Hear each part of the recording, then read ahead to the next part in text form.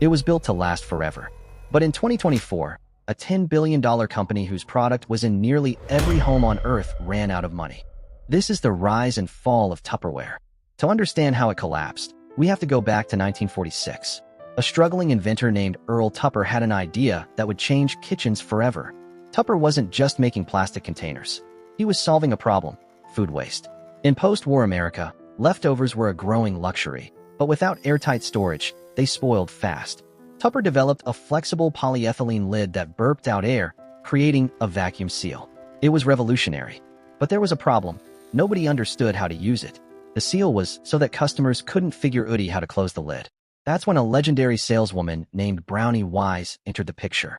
She convinced Tupper to sell his products through home demonstrations, Tupperware parties. These parties weren't just about plastic. They were social events.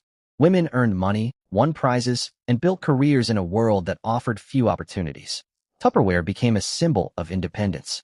By the 1960s, it was a global brand, and the parties were a cultural phenomenon. For decades, Tupperware seemed unstoppable. The brand expanded to over 100 countries. Its products were so durable, they were passed down through generations. Tupperware was no longer just a container. It was a household name. But while Tupperware was celebrating, the world was changing. The internet arrived. E-commerce exploded. And Tupperware didn't adapt. For decades, you could only buy Tupperware from a consultant. You couldn't find it in stores or on Amazon. They believed the party model was untouchable.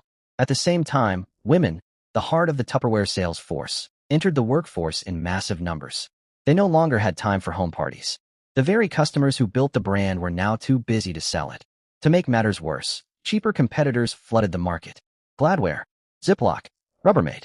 They were in every supermarket, at a fraction of the price. Tupperware's premium price no longer made sense to a generation raised on convenience. Sales declined year after year, and the company took on massive debt to stay afloat. Then came 2020. COVID-19 kept people at home, cooking and storing food. Tupperware sales suddenly surged.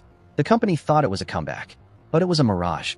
As the world reopened, demand evaporated, leaving Tupperware with bloated inventory and a broken balance sheet. In September 2024, the inevitable happened. Tupperware filed for Chapter 11 bankruptcy, listing over $700 million in debt. The company that once dominated the world had run out of time. The brand survived, sold to its lenders, but it's a shadow of what it once was. Tupperware's downfall wasn't caused by a single mistake. It was arrogance, the belief that what worked in 1950 would work forever. They ignored the internet, ignored retail, and ignored the changing lives of their own customers. The lesson is simple: adapt or die. If this story surprised you, hit subscribe. And tell me in the comments, do you still have Tupperware in your kitchen? I'll see you in the next one.